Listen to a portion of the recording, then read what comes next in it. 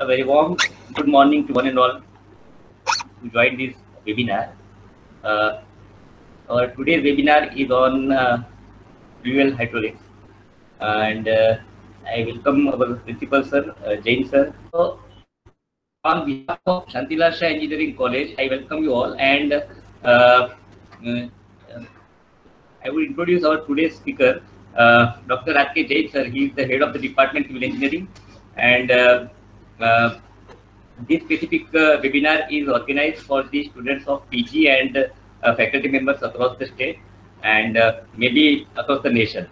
So now, without wasting much time, I would request Jain sir, our principal sir, to say few words on the occasion. But sir, please. Yes, very good morning to all, one and all. And happy to see a lot of people along with the faculty members. Dr. Jain, he is absolutely fresh and fine. And yes, I will not take much time and would be happy, Dr. Jain, to please start. Thank you very much.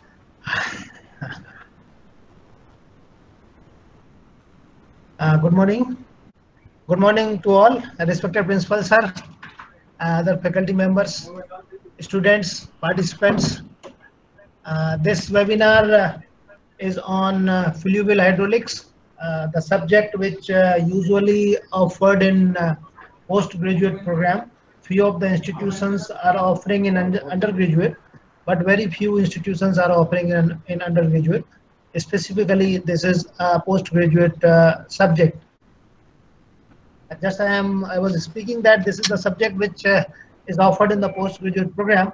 Now, in this webinar, what we will understand is basics of fluvial hydraulics. Although the subject is taught to the postgraduate students, so few things these students or faculty members they might be knowing. For them, it would be a refresal or it would be the renewal of the knowledge. But the students who are just in the second semester of their postgraduate program, or the faculties which are listening this subject, listening this webinar first time, they definitely be gathering their knowledge in the subject of the fluvial hydraulics. So just to give the definition of the fluvial hydraulics, what the fluvial hydraulics is. So this is nothing as the combination of three words: flow, alluvial, and hydraulics. So when we combine these three words together, we get the fluvial hydraulics. You have been discussing this river, Rhine River in Germany. So you can see this clear water, which is very clear. Rather, you can see bluish color of the water. So what does it indicate? It actually indicates that the river is having very less amount of sediment in it. Some few sediments particles are available. They are available at the bed, which we cannot see from the top. Now moving ahead, if you see another picture, that is river Ganges at Haridwar. So here you can see the color of the water. It is little dirty. It has a lot of suspension sediments, which you can see the little muddy color of the water. So few sediments are available as compared to the previous picture. If you go further ahead, you can see this Yangtze River in China, which contains almost 50% of the sediment load in it. So you can also visualize that it is carrying mud rather than water. It is carrying mud, which is having a lot of sediment in it, and it is also called the fluvial, this notorious river of the country. And this is the probable river which inspires the Chinese hydraulic engineers to study more in fluvial hydraulics.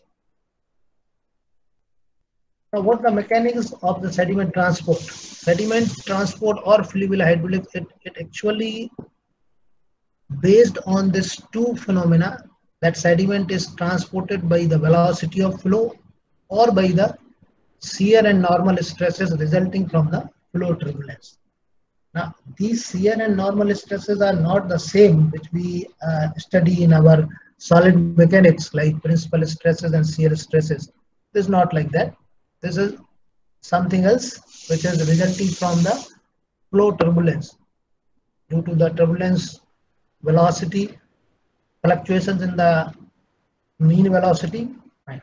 So this is a few pictures which is indicating some presence of the sediments, that is clay in bed material of few rivers.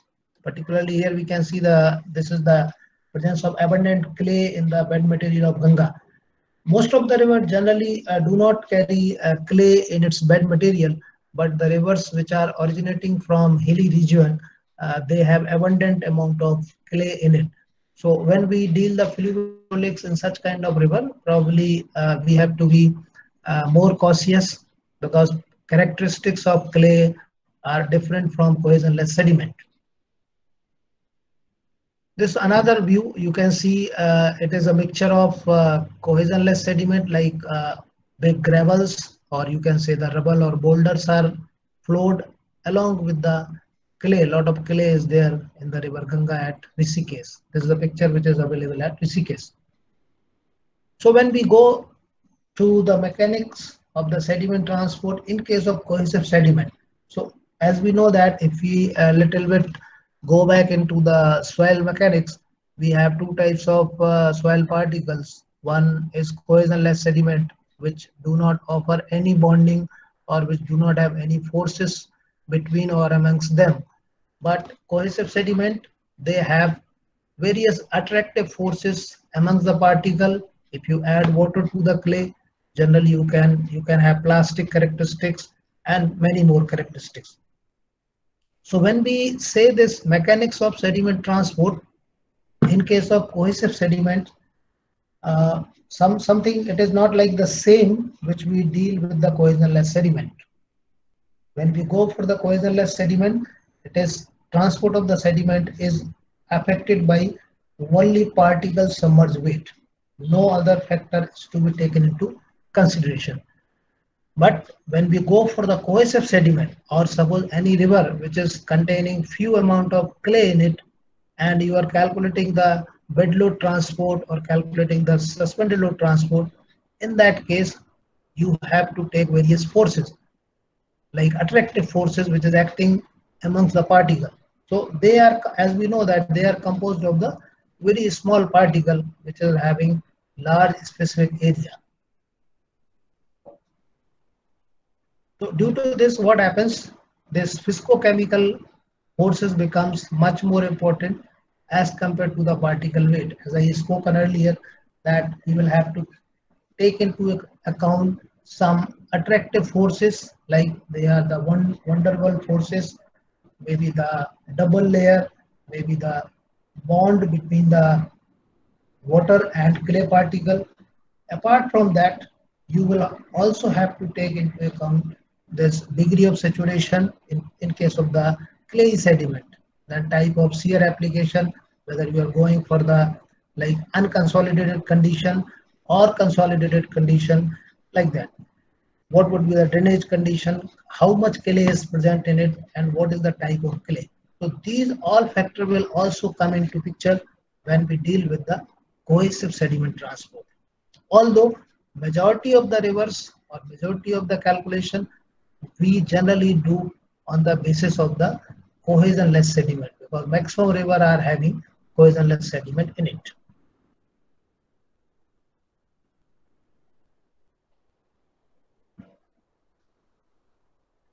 Now moving ahead, we will have to first know the incipient motion condition of the sediment. When I say the incipient motion condition, what we understand by this is the condition which just allow the sediment to move. So when sediment is lying on the bed of the river and water is flowing in the river, what would be the depth of the flow, what would be the velocity of flow, which will allow the sediment particle to move. So this, how we will calculate this incipient condition. Few approaches are given by the scientist in the field of the fluvial hydraulics.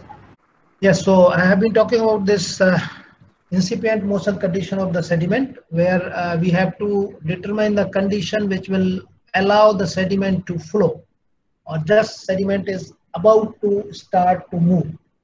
So the approaches which are generally used or which have been deduced to discuss this incipient motion condition of the sediment, they are competency concept, where the sediment size generally when we have to know this incipient condition, the sediment size is available that we can calculate from the particle size distribution curve. So the sediment size d is related with the bottom velocity or average velocity, which is responsible for the particle to begin its movement. Then it could be the lift concept, where we can say that the upward force when water particle is submerged in the water, so this upward force is just more than the submerged weight of the particle, and that upward force is allowing the particle to move, hence the initiation of the sediment begins. Then third approach, that is tractive force approach. So this tractive force exerted by the flowing water on the channel bed and its side, it is considered the responsible factor for the movement of the sediment particle. So when we are going ahead or in the coming slides, we would be concentrating our whole concept or our whole theory based on this tractive force approach. So this tractive force, which is causing the tractive shear stress, and this tractive shear stress is responsible for the particle to start its movement as a bed load or suspended load. So this is the just figure which is depicting that initiation of motion. We can understand here these are the sediment particles which is of any size, say uniform size of d, and these are the three lines which are indicating water depth. So suppose this h1 depth is there, water is flowing up to this depth. This h1 depth, no motion of sediment. So this depth is not sufficient for particle to begin its movement. But if depth is increasing to h2, the sediment is in motion. So velocity is more, all particles are moving. But in between this h1 and h2, you can see this another line, that is a dark line, which is having hc. So this is the critical depth. This is treated as a critical depth. So which will be the responsible depth for the sediment under incipient motion. Means sediments are just begin to move. And if you increase this depth more than hc, then all sediment will start moving consequently. So if you calculate the shear stress corresponding to this hc,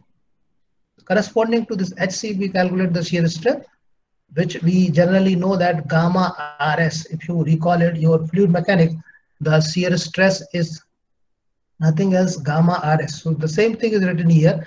Gamma is nothing else rho g. hc is replaced by, or r is replaced by hc for the wide channel, and s is the bed slope.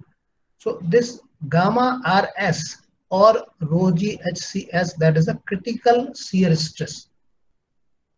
So when we calculate, or when we are able to calculate this critical shear stress, we would be able to know this corresponding depth.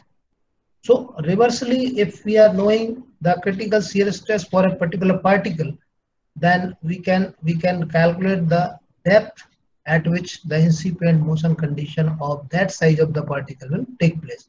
So this is like tau c, nothing else, it is a function of the particle size. So you can also see this line, tag line, that when tau naught is again tractive shear stress, we will use tau for the shear stress in throughout our lecture. This rho g hs is greater than tau c. So this tau c is the critical shear stress, and it will cause the sediment for the movement. Some portion is actually hidden by this. So when radius, actually this is hydraulic radius r, that is a depth of flow, as channel is considered to be very wide. So when the river is generally a wide channel, very wide channel, where you can replace this hydraulic radius with the depth of flow. So this is the condition when shear stress is more than critical shear stress, particle is under motion. Now this is the diagram, Shields diagram, usually available in various textbooks, and it is most commonly used for the calculation of the critical shear stress. If you see on this y-axis, it is between the dimensionless shear stress tau naught, which is equal to tau c divided by gamma s minus gamma h into the particle size, and here it is the boundary Reynolds number, which is u star shear velocity, particle size, and kinematic viscosity of the fluid. So if you are knowing the particle size, for which you have to calculate the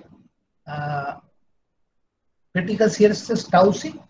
So what you will do, you will calculate this Reynolds number by assuming any shear velocity, and corresponding it is actually given by hit and try. So by calculating this Reynolds number, you will read this y-axis, and from the y-axis you will get the dimensionless shear stress tau star c, and from that if you multiply it by gamma s minus gamma h into d, that is particle size, you will get the critical shear stress. And again it is a trial, so whatever velocity you have assumed, if it is matching to your trial value, then naturally your trial will stop, otherwise you will have to go assuming another trial, and then calculation will repeat. So by that we can calculate the critical shear stress. Why it is important actually, where this critical shear stress would be helpful or would be utilized. Suppose when you are designing the stable channel, where you are designing the slope of the channel, and your channel is in cutting. So when you decide the slope of the channel, in that case the particle which is resting on the slope, whether it would be stable or it would be flowed back into the bed material. So there you have to determine the critical velocity or critical shear stress of that particle.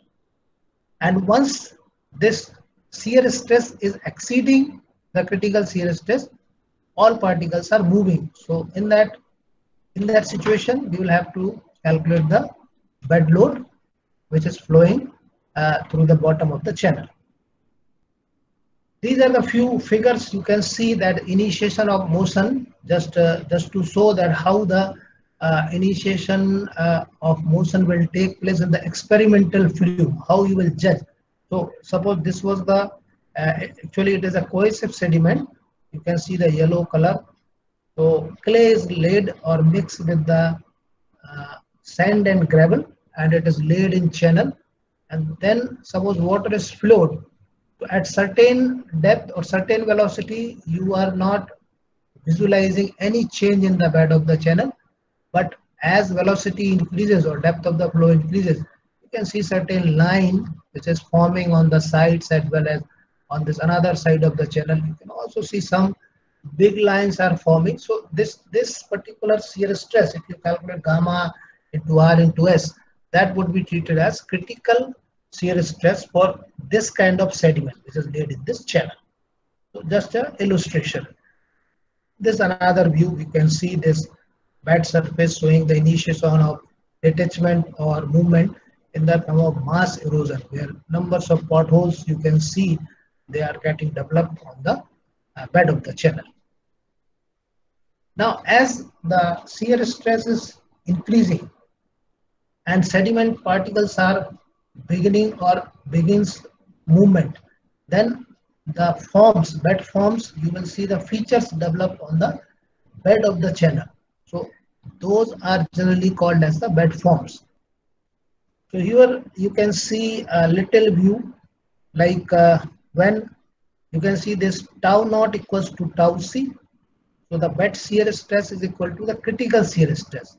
So you will observe the plain bed. There is no movement of the sediment. Whatever sediment particles are there, they would be stand still. But if you increase the shear stress by either increasing the flow velocity or increasing the depth of the flow, the water particle will start moving. So small undulations you will see on this bed surface, which is known as the ripples. With the further increase of the shear stress, further increase with this tau naught is much larger than the critical shear stress. You will see that these ripples will get converted into the dunes.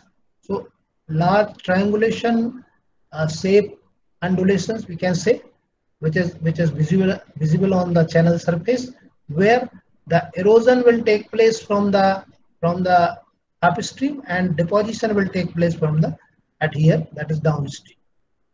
Now with the further increase in the shear stress, these dunes will get converted into again plain bed. That is a transition stage. So this plain bed and this plain bed, they are different. They are not exactly same. You can see this is the lower flow regime and this is the upper flow regime. So they have all different characteristics. Now with the further increase in the shear stress, this dunes gets converted into the anti-dunes. So this anti-dunes, the reversal, like erosion will take place from the this downstream and this deposition will take here, that is on the upstream. So that's what it is called, anti-dune, reversal of the erosion from the downstream, and this will get deposited here at the upstream, and this moves in opposite to the movement of the flow. If you see this flow is moving in this direction, so these dunes are moving in this direction. So that's what it is known as anti-dunes. You can see this direction of the flow here. So dune is also moving in this direction in this condition, but it's anti-dune. Flow is moving in this direction and dunes are moving in this direction. That's what they are called, anti-dune. So this is the condition when the shear stress is exceeding the critical shear stress, and we are observing some features at the bed of the channel. Now coming to the resistance equation. How we define the resistance equation? Any definite relationship amongst the velocity of flow, hydraulic radius, and channel bed slope and channel roughness characteristics. So if you develop a relationship amongst these four, and actually we are not going to develop, that is already available, but these four parameters are there. Generally this Manning's and Chazy's equation, which we have been studying in our undergraduate program, that is nothing else, the same thing, resistance equation. But this particular resistance equation has its definite use here in fluid hydraulics, in fluid mechanics, where we deal with the rigid boundary channel. No sediment movement is there. You simply take the Manning's N, whichever the function of the channel roughness, hydraulic radius and bed slope, you will calculate the velocity. But this makes difference here in our this fluid hydraulics arena. So when I am talking about the resistance, we will have to divide this resistance into two parts. One is grain resistance, which is offered by the sediment grains, which is there at the bed of the channel. Form resistance, this is resistance offered by the bed forms. So this we discussed the bed form. They are available at the bed of the channel, maybe the ripple, maybe the dunes, maybe the anti-dunes. So some sort of resistance is also offered by this bed forms. So accordingly, when we calculate the bed load transport, we will have to take into account the resistance given by these two different component. One is grain, another is form. So accordingly, we divide this tau naught. This tau naught we just we discussed that is equal to gamma RS or rho g h s. This would be a combination of these two shear stress, tau naught prime, which is the bed shear stress corresponding to the grain resistance, and tau naught double prime, that is the shear stress corresponding to the form resistance. So when we need to calculate the bed load transport, generally we take into consideration this tau naught prime. In most of the cases, suppose there is no features are developing, there is no bed forms are developing, and sediment is just getting transported by the flow of water.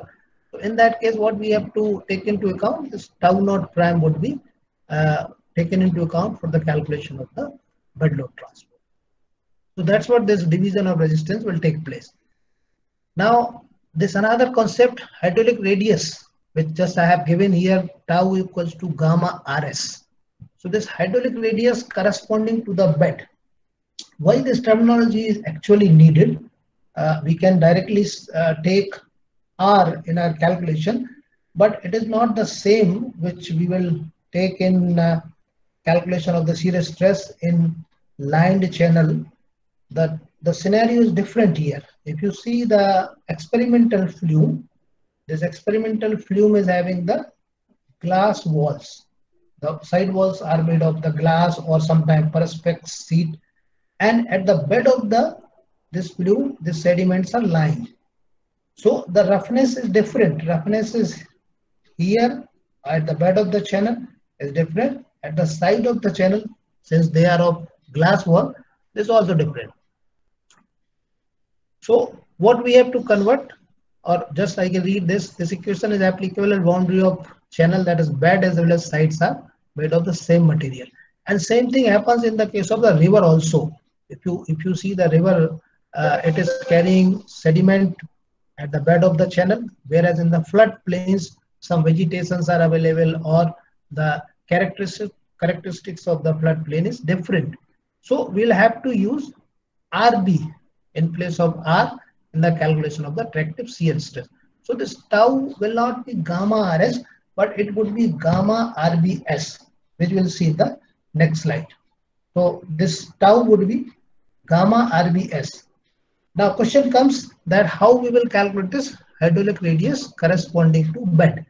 So Einstein has given the procedure to calculate this hydraulic radius corresponding to bed, which is it is a simple procedure available in any of the text given by the maybe this Garde and Rangaraju or fluid hydraulics by Chow or Yalin. This RB, it would be like D is the depth of flow, 1 minus 2 RW divided by B is the width of the bed width of the channel. So using this expression, we can calculate this RB, and this RB would be used here to calculate the shear stress. And this shear stress would be responsible for movement of the particle. This will not be. This will not take for the movement of the particle for the bed load transport. In spite of this, we will take tau equals to gamma RBS in the calculation. Now here question comes that RW. So this is the hydraulic radius corresponding to the wall of the channel, which is calculated using the Manning's equation. So in Manning's equation, just we discuss this one here. Using the same Manning's equation, V is known. You can calculate RW here, taking the same slope of the channel, bed slope of the channel. But this N, what would be the N here? Corresponding to the wall. So the walls of the channel are made of the glass. So corresponding to the glass or characteristics of the glass, accordingly you have to select this N. So by this way we can calculate this hydraulic radius corresponding to bed, and then it could be used to calculate the bed shear stress. So this is another view. You can see this is a flume which is carrying water and sediment, and these walls, they are made of glass, where in the bed of the channel you have a lot of sediment. Similarly here you can see these sediments are laid. This is the flume which is available in our fluid mechanics lab at Santi Lal Sai Engineering College, Bhavnagar, 6 meter long flume. So these are made of perspex, not the actually glass, perspex sheet. So when water is flowing, you can see the roughness would be different. The water is striking to the side wall, which is having the glass sheet or perspex, and at the bed it is having the sediment of any size D. So that's what we have to take the RV in place of R. So now coming to the transport of sediment. So if we go back, little back from this, what we studied or what we understood up till now, first is the incipient condition the shear stress which is responsible for the beginning of the movement. Then the movement, once the movement is started, what are the bed forms which are generated on the bed of the channel or bottom surface of the channel. Now, as sediment is moving, so in which way it is moving, that is the transport of the sediment. So shear stress is more than the critical shear stress, and sediment is getting transported from one place to another place. So this sediment can move in two ways, or we can know the sediment load in two patterns. One is bed load, another is suspend load. So next slide will depict how we understand this bed load and sediment suspended load. Sorry. So this, you can see this tau naught is more than tau c. Bed shear stress is always greater than the critical shear stress. Then only the sediment will start its movement. So either particle can move by the rolling, or it can move by the sliding. It can also move by the hopping and bouncing when the velocity is little large or size of the particle is little less. In that case, you can see some particles are jumping and traveling a distance, and then again coming in contact of bed, again jumping and coming in the contact of bed. So when the particle is moving with rolling and sliding, we can say this is a contact load. When it is moving like this, we can say this is a saltation load. And if you combine this together, it is a bed load. So when we utilize our expressions, our formula to calculate the bed load, it is comprising of these two, contact load and saltation load. As we know, the particle are also remaining in the suspension due to the turbulence fluctuation or due to any of the velocity is large. So that kind of load, or that type of load would be the suspended load. And if you combine together this bed load and suspended load, that would be treated as the total load. So now this transport of sediment, what are the factors which will be exactly affecting this transport of sediment? So if we have cohesionless sediment, it is generally function of grain size and shear stress. So when we say the shear stress, it has gamma into RB into S. So RB will have the velocity into it. So all flow characteristics or flow parameters would be imbibed in this. Whereas in case of this cohesive sediment, if you are calculating sediment transported some of the rivers which are carrying a lot of clay in it, in that case you need to take into account this clay percentage, then this CU cohesion, angle of internal friction, dry density, then unconfined compressive shear strength. So depending upon the characteristics of clay which is available in the bed material, we will take it into account. So now if we want to calculate the bed load, how the bed load transport would be calculated in case of either a channel where you have this channel bed and your sediments are laid on this channel bed with water surface and certain depth H is there, or in case of the experimental fluid which is made of the either glass wall or perspex sheet where it is carrying the sediment in the bed of the channel. So how we will calculate this? Just have a look in this steady uniform flow with uniform sediments. Suppose sediments are of same size, which is I can say few of the cases you can see the sediments are of same size. How we will determine that is uniform sediment or non-uniform sediment? We will have to take sample from the river bed, go to the geotechnical lab, get the particle size distribution curve, plot the percentage finder and particle size, and determine its uniformity coefficient, or from the particle size distribution curve shape, one can say it is a uniform sediment or non-uniform sediment. So see if it is a uniform sediment where it is laid like this, D depth is there, Q is the discharge which is coming from this upstream section going to the downstream section, QT is the total load, which is total load means again I say that is bed load and suspended load. So this is stream in equilibrium. So when we say the stream in equilibrium, that means whatever sediment load is coming from the upstream, the same sediment load is getting transported to the downstream. So there is no deposition, there is no aggradation, there is no degradation. and discharge is flowing as usual, Q constant at the both ends. So when we say these are the parameter, Q discharge, QT, total load, T is the depth of the flow, small d is the sediment size. They is not the function of X and T, means they are not varying with respect to distance and time. That's what we will say the stream and equilibrium. Similarly, the bed elevation is also not varying with respect to time, it is constant. If these things are varying with respect to time or distance, we will say the stream is in unequilibrium. It will show the features of aggradation. If you see the reservoir sedimentation, the reservoir sedimentation is not like this. You cannot say this it is not the function of X and T. These all would be the function of X and T. So that would be the reservoir sedimentation. So when we have these things are known, how we will calculate the bed load transport? Bed load transport of uniform sediments can be computed using this Mayer-Peter-Muller equation. This is 5B expression is available in book. Just to understand this is tau star prime. This is a dimensionless grain shear stress. Just to understand, I'll give this detailed expression.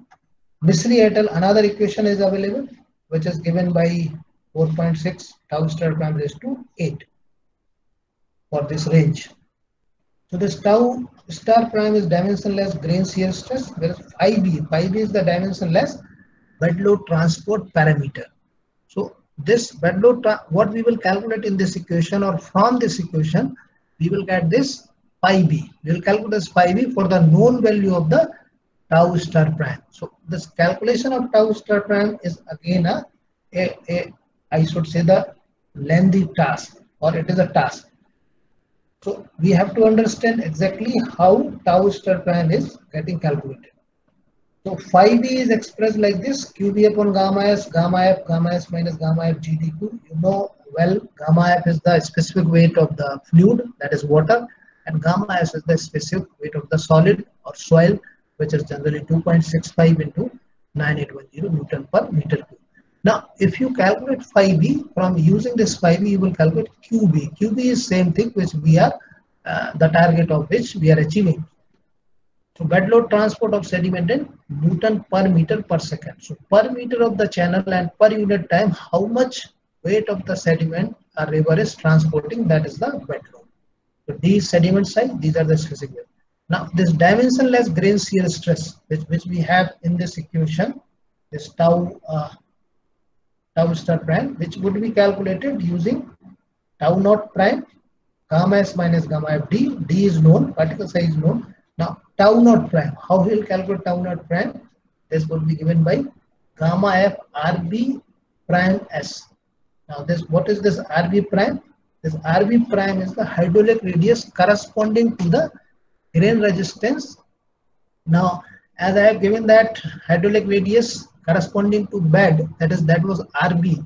This is further divided into the RB prime and RB double prime. So here we concentrate over this RB prime. So tau naught prime would be calculated using this equation. How we will get this RB prime? This RB prime would be velocity of flow, and that is Manning's roughness coefficient, and bed slope. So since discharge is known or velocity is known in the river, if you are knowing the discharge in area, you can calculate the velocity. So velocity is known. Slope can be measured with the help of like D. Nowadays you can get from the DEM, or if it is available by the water resources department, that is also known. So this bed slope is known, velocity is known, and can be calculated using the sediment size. So sediment size D raised to 1 by 6 divided by 24, you will get N prime, where this D is the sediment size, that is in meter. So while substituting the sediment size here, now if I go back reverse, in the reverse way, probably you would be able to understand. Now again, I just come back here. This one, this is the formula which we want to calculate the 5B. How we will calculate the 5B? Quickly, I'll go back here. See, so first what we will do, we will calculate this N prime, knowing the sediment size. Simple. Sediment size is known, suppose 3 mm. So 3 mm you will substitute here 0.003 and you will get n prime. Substituting this n prime here, knowing the velocity through the discharge in area or velocity is given, and knowing this bed slope, you will calculate the RB prime. After calculating this, substituting here, you will get the tau naught prime. That is the grain shear stress. And this tau naught prime would be substituted back into this here to get the tau star naught or tau star prime. And this tau star prime would be used in this expression to get phi b. And once phi b is calculated, you will use this equation to calculate the bed load transport. So the fluvial hydraulics, it is like not a simple single step. You substitute the value and you will get the bed load transport or suspended transport. Generally, a set of instructions, set of equations, set of formulae you will use to get this bed load transport. So probably you would be able to understand the procedure which I just deduced, that starting back from here, you will go back to the phi b and get the QB value. So the bed load transport of the uniform sediment will be available with us. That would be Newton per meter per second. Now going to the non-uniform sediment. So if you can see this picture, now this picture is indicating that sediment sizes are available in various, or sediments are available in various sizes. You can see the finer particle here, very small diameter, maybe 2 mm, 3 mm, to the large size, big boulders, these sizes. So this is the non-uniform sediment. If you determine the particle size distribution curve here, it would be something like different curve compared to the uniform sediment. So how we will calculate the bed load transport in this case when sediments are available in non-uniformity? So this is just illustration where bed load transport of the non-uniform sediments. So you can see this D1 size, some size is there of D1 sediment, another size D2 which is bigger one from this D1 which is laid here. Now what we are doing, we are mixing this two sides of the sediment, like they are available here. There's two, just we are understanding by the two sides, but they are of multiple size. So suppose these two sizes are mixed together and sediment is getting transported. Now there would be some constant, or there would be some effect which is treated as hiding and exposure effect in case of the non-uniform sediment. So what does hiding and exposure effect? You can see this smaller particles are hidden by the bigger one. So this is hidden and exposure. These bigger particles are exposed. So it is just like something, 3 students are sitting on one bench in our classroom, where 2 bodybuilder students are sitting on the 2 corner of the bench, and 1 thin student is sitting in the in between them. So this is like smaller thin student, and these are the bodybuilders student. So what these bodybuilders are doing, they are hiding it. Even suppose he wants to write in a note, they will not allow to write, because these two are just compressing to the smaller or thinner student. So the same thing happens here, where the big size particle, they are not allowing this smaller size particle to flow. So consequently what happens, the sediment transport of the larger size would be more in case of the non-uniform sediment. If you calculate the transport rate of non-uniform sediment, the transport rate of the larger size particle would be very much compared to this smaller size particle, because of this hiding and exposure effect.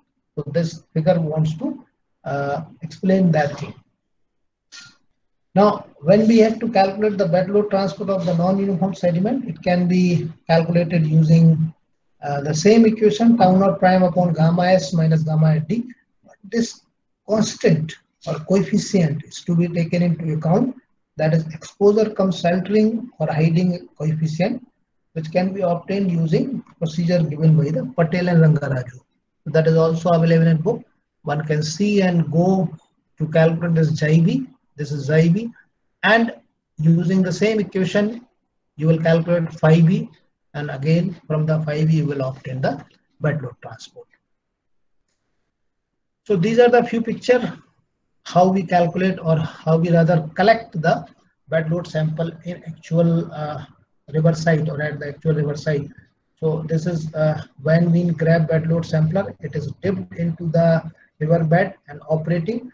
It will collect the sediments in it, taken out, and then it is collected to the some trap where it can be weighed, and accordingly size of it can be determined. It could be another one where you will allow this along the direction of the flow. This would be dipped inside the river. The water will be entering from here along with the sediment. Water will enter from here. This is like a bag. So this bag will allow the water to come out from this sample, where the solid particles of this sediment, they are getting retained here, and again later on it can be taken out and weighed accordingly. So by this you can see the generally Central Water Commission, which is a central agency, they are using these sampler to collect the bed loads in various rivers, and they are giving the data, the bed load transport of the various rivers. Now moving ahead, suspended load transport. So this suspended load can be calculated by two approaches. One is determining the velocity and concentration profile. We can determine this profile and integrate it from depth 2d to the depth of the flow. So this is a rough picture. You can see this is the depth of the flow and suspended sediment concentration. So this curve, what it is indicating, it has a maximum concentration near the bed. If you go above, actually it is not a true representation, it is like, it would be like this. In drawing I have done a little mistake, it would be like this. So if you go above or toward the top surface of the channel, or towards the top surface of the river, you will have very few concentration, or very less concentration of the sediment, suspended sediment. Or it can also be determined by related with the relevant sediment and flow parameter. As usual, this we know the flow velocity, we also know the sediment size, and accordingly we can calculate how much suspended load would be catered by a particular river. So this is the depth integrating sampler to collect the suspended load transport. This is usually employed in a channel. You can see this hopper, or this is the exit end of the channel. Water will come from here, which will be having the suspended sediment, and this is the rectangular slot. With this slot would be having connecting rod, and from here this 50 diameter circular opening. So we can connect a tube from here to a bucket, and this can move in this direction along the width of the channel.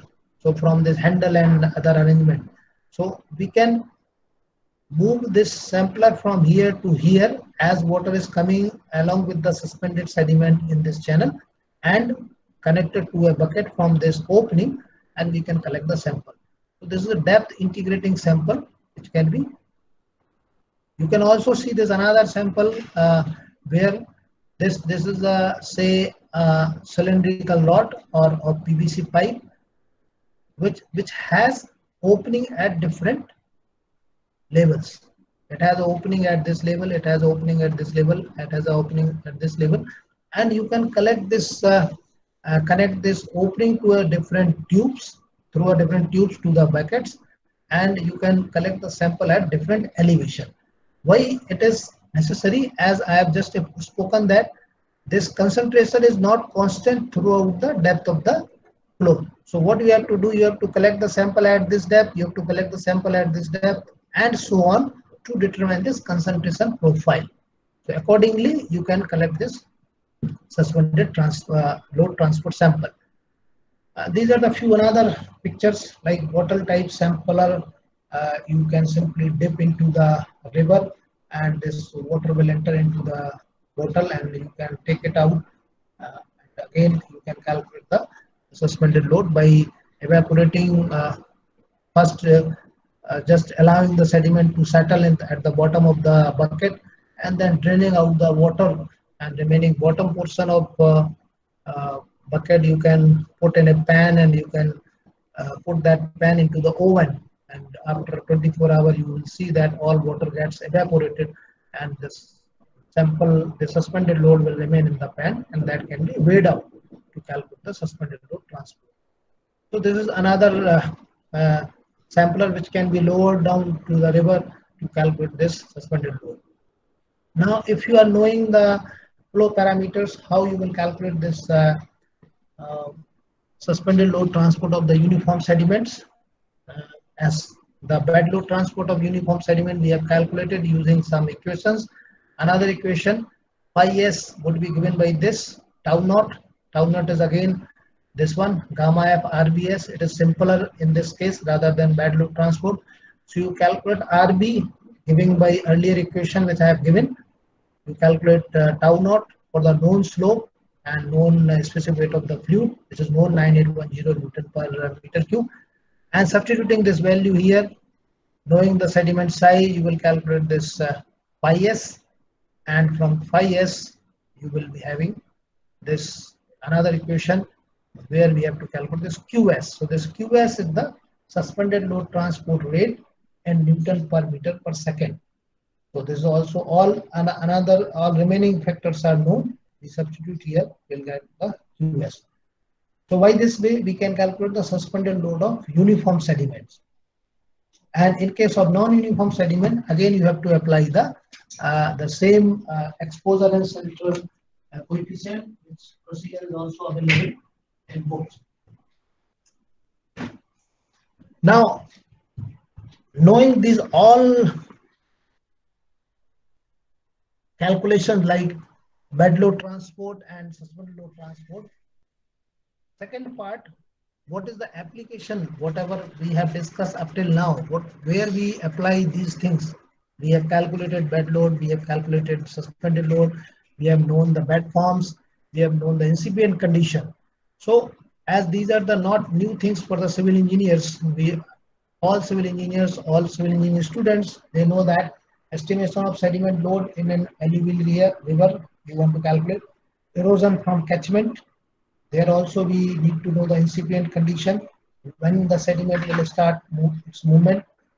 Then reservoir sedimentation, stable channel design, aggradation and degradation, the raising of the bed elevation and lowering of the bed elevation, that is aggradation and degradation. Scour around hydraulic structure like pier, abutments, sluices, etc. And some sort of navigation where we need to have a handsome amount of depth of water in the river so that the ship can move from one place to another place, or conveyance of ship is possible. So because time is also running fast, I'll just discuss in short these applications, because each and every application need probably one hour to explain it exactly. So very quickly I will explain this some few of the applications, and then we will summarize and we'll open the platform for question and answer. So suppose I have to take this first, aggradation and degradation. Why? So that we will understand from this figure. A river is there. This river, we have constructed a dam across the river, and while constructing this dam we have disturbed its equilibrium. Equilibrium means, just I have explained earlier that whatever sediment load is coming from here, and it is same amount of sediment load is going on the downstream. So by the construction of this obstruction, what happens? All the sediments, they are not allowed to move on this downstream side. So what will happen? It will get deposited here on the upstream side, which is nothing as the aggradation, raising of the bed elevation. Now, since we have disturbed the equilibrium of the river, it has to cater some sediment from upstream to downstream. Since on the downstream side, no sediment is available by this water, so what water velocity will take? It will pick up the sediment from the river bed. So it starts picking the sediment from riverbed to maintain the equilibrium and getting transported from here to further. So slowly and slowly lowering of bed on the downstream of site, although it will take number of years to develop this degradation, but it is a process. So you will see that lowering of bed or erosion will take place on the downstream side. So that will be known as the degradation near a dam. So you can see here this Q discharge, QT total load, D depth of the flow, sediment size, and jet. This two all are the this five all are the factors of the X and T. So they are changing along the space, they are changing along the time also. So this we say that stream is not in equilibrium. So how we will calculate this aggradation and degradation? It could be computed out using any of the mathematical technique, knowing the data like maybe the finite difference methods, by the finite volume method, or even neural network also can be employed. You can see some figures of pier scour around the hydraulic structure. So we have been talking about the application where we have understood the aggradation and degradation, and now these are the few photographs which are depicting this scour around the pier and cohesive sediment. This is another field where we apply the knowledge of the fluid hydraulics. So this I am not going to touch this mathematical modeling of the river process, because using this we can determine this aggradation profile and degradation profile. Degradation on the downstream side of the river and aggradation on the upstream side of the river. Just very quickly I will go this, we can go through, these are the equations, just I'll focus on this. These are the equations which are employed to calculate the aggradation and degradation. Water continuity equation, as everyone is knowing this, and momentum equation. These two are the Saint-Venant equation, which is also used in case of the flood routing, if you see. So water continuity equation along with the momentum equation and sediment continuity equation, because we are calculating the change in the bed elevation of the river. So the sediment continuity equation del Z by del T, the Z is the bed elevation. So what we determine is with respect to T, how the Z is changing for the given value of water depth and given value of the discharge. So if we know these two things, these are generally known, depth of the flow is known, discharge incoming is known, we will have to calculate the Z with respect to time using any of the mathematical like scheme, numerical scheme, like finite difference scheme, finite volume method, or finite element method. You would be able to know this Z. So which will give the aggradation or degradation profile as per the time. So here this finite difference methods are employed. It could be the explicit method, it could be the implicit method. To explain this again we need 1 more hour, which I am not having right now, probably 12:30 is there. So explicit method is there, implicit you can see this finite difference grid using this X and time grid, space and time grid, and employing this 3 equation or solution of 3 equation, taking various nodes, you will calculate the bed elevation. Just show pictures which I have. Now this is what in explicit method you can have the forward difference, you can have the backward difference, or you can have the central difference. Actually these method works on the various nodes. See these are the 3 nodes. Using this 3 data we are calculating this one. Or you understand this explicit method, you are using this information on this node, and this node, and you are calculating at higher time interval as time is moving in the y direction. So knowing the flow discharge at this 3 node, knowing the depth at 3 nodes, and knowing the bed elevation initially, you can calculate the elevation at different or next time interval. So and proceed further, you can calculate the bed elevation at the desired time interval. So employing this explicit method or implicit method, one can go for the calculation of this various parameters using this was the HQZ, where all I have written these three equations. Where I need to calculate this Z for the known value of H and Q. So, like finite difference, it is available in any of the fluid, rather fluid mechanics or the hydraulics by the Haneef Chaudhary. You can get this predictor approach, corrector approach, and then final value. This is selection of time in a special step. And if you want to apply these equations in a model, whichever these three equations would be used to solve the aggradation problem or degradation problem, this would be like some initial conditions would be required, some boundary conditions would be required. As we know, for satisfactory execution of any model, we need to know some initial condition. Initial conditions are nothing else.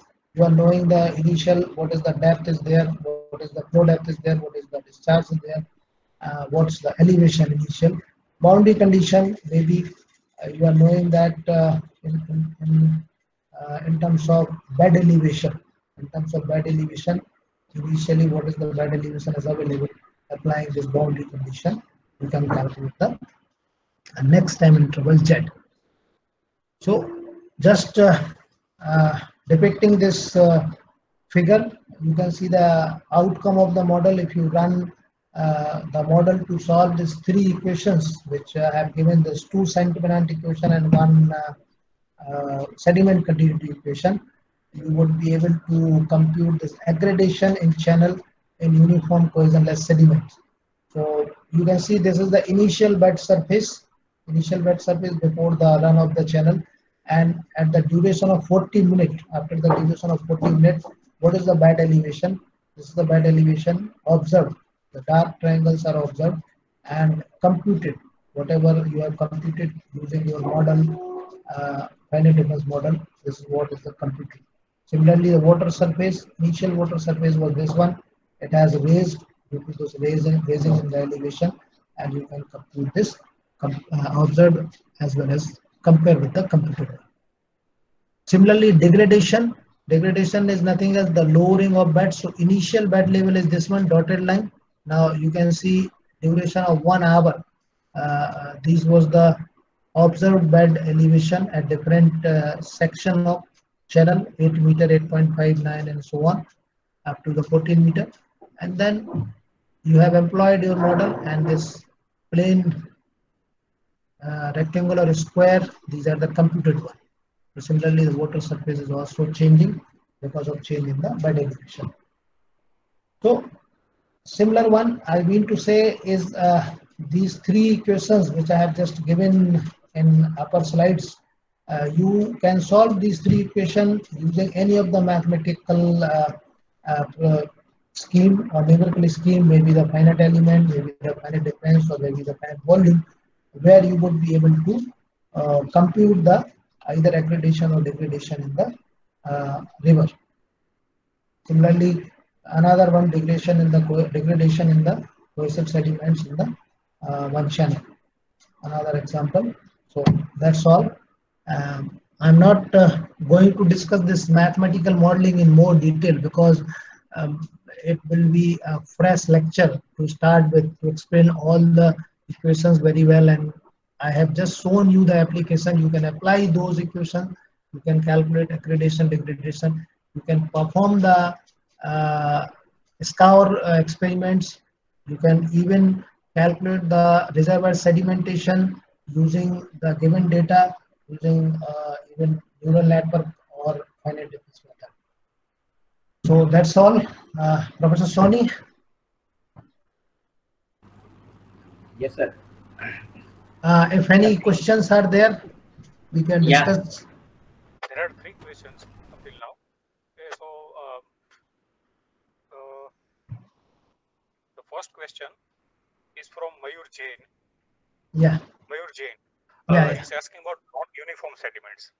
He's asking how big particles movement rate is higher than small particles. If we say according to the weight of particles, then it is higher for smaller particles. So this is what he's asking. But okay. Mayur, just as we discussed that there is hiding and exposure effect. So this smaller particle, you are true that weight of the smaller particle is lesser compared to the larger one, but they are sheltered by the larger size particles. So this larger size particle are not allowing the smaller particles to move, and larger size particle moves more freely. That's what the transport rate of larger size is much higher than the smaller size particle. Okay. So now the second question is from Jigar Sonani. He's asking, yeah, we throw aggregates on surface of water. That force. please repeat the question. Force. Yes, it is. Please repeat. Yes, we throw aggregates on the surface of water. Yeah. That force, we can consider in which force, bed or sedimentation force. I think he's talking about skipping stones. If we are throwing a stone on the face or river surface of the water. Maybe like we play on the river, like we throw stones. Oh, this is something like buoyant force will act whenever you throw the stone. So buoyant force will act over that particle, but generally when you throw the stone, the weight of a stone is much larger than the buoyant force, upward buoyant force. So after little time, you see that a stone is going down and it is getting touching to the bed of the river surface. But it will take little time to touch to the bed surface. So now the next question is from Pankaj Zanta. He's asking that in Kalpsar project, the main reason is sedimentation problem. Like Ore River, from its origin to tail. So what is your suggestion to eliminate this problem? I could not hear. In Kalpsar, what are you saying? The main reason is sedimentation problem. And what is the suggestion to eliminate it? Voice is not coming, Some another one is saying, and I think, yeah. Hello, Kalpsar, he's talking about Kalpsar project. Yeah. And the problem related to sedimentation. How can we eliminate them? Any suggestion on that? This is what we understand from our aggradation phenomena, that whenever a river is meeting to the this one to particular end point, that is a sea. So what happens at that point, we see that velocity is reducing very extensively, and at that point sediments are getting settled at the bed of the channel. Reduction of sediment, if you're talking about the reduction of sediment in Kalpsar, before water reaches to the Kalpsar, what we have to do, we will have to construct a small check dam, and probably they are there. And those check dam, what they will do, they will trap the sediment there only and release the comparatively clear water in the stream, and finally it will reach to the mouth of the sea, where it is meeting the sea, or before where we construct this Kalpsar project. So probably the check dam would be the solution which will trap the most of the sediment. So constructing check dam along the path of the river at regular interval may control the sediment. Okay, so the next question is from Vyas Umang. He's asking about the sediment transport, calculation of sediment transport, and how much effective it is to control or divert tsunami. Tsunami is something different because it is originating from the sea, not from the river. And sea does not have sediment. They have generally the rocky strata more often. And the tsunami is initiating by the movement of that rocky strata, and which is coming to the top of the water surface. So probably this tsunami does not have much relation with the transport of the sediment, as they are the different phenomena. So the next question is again from Pankaj Senta. He is asking that the North India has lots of alluvial channel, and why not in Gujarat? That is the geographical distribution across the. We have a lot of black cotton soil which is not available in the northern plain. We cannot blame for any part of India. That is the geographical distribution. in Narmada main canal, why it is side width is more than its bed width? Because of the sediment problem? No. Sediment problem does not, this fluvial hydraulics does not apply on the rigid boundary channel. Actually, the flow in the, you see the Narmada canal, main canal is a rigid boundary channel. It is not the mobile boundary channel. So the calculation, the theory, the velocity, everything is different in case of Narmada main canal compared to the alluvial channel. What can be the good topic to discuss? Yes. Anybody else? How much effective to control it is done? Yes, sir. Every question has been answered.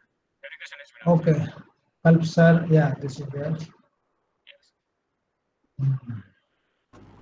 Okay, so now with this question answer session. Okay. Hello. Yeah, sir. yes. Professor VM Patel from LD engineering civil department. बोलो. बहुत बढ़िया. Excellent lecture for all WRE students as well as the faculty, and we really enjoy your lecture. Okay. Only a slight disturbance because yes. Somebody is presenting in between. So we have conducted so many webinars, but we are not using this platform. We are using some another platform. And our expert, Utkarsh and Sudhanshu Dixit, both are present in this lecture. Sudhanshu Dixit. They are experts. Okay. We are conducting so many webinars. मैंने भी 5 days किया था, उसके आगे भी किया था, और आज से again 5 days. प्लेटफॉर्म? Webex. वो दोनों भी है. Cisco Webex. तो आप में से किसी भी को करना है कुछ भी, तो उत्कर्ष और सुधांशु हेल्प ले सकते हैं आप. और पर्टिकुलरली WRF स्टूडेंट के लिए, सॉफ्टवेयर के लिए भी हम इंटरनेशनल एक वेबिनार 3 दिन का वो कर रहे हैं. और पर्टिकुलरली गुजरात के स्टूडेंट के लिए तो 50% रिजर्व कोशिश कर रहे हैं कि रिजर्व रखे, otherwise student will not get chance. तो एटलीस्ट जो भी प्रेजेंट है यहाँ पे faculty and students, they take the advantage. But your is really very good, and काफी दिनों से मैं वेट कर रहा था आपके लेक्चर का. Right. I will also conduct a meeting, but I want to join this your webinar. So I postpone very good lecture. Thank you. Thank you for your consent. On behalf of Santilasha Engineering College and webinar team, we are very thankful to you for delivering such a nice webinar. We already got the feedback from the participants and senior professors that it was really intense knowledge sharing regarding this sediment and fuel hydraulics. So thank you very much, sir, for your time you spare for this. And with this, I would like to now conclude this session. And thank you all.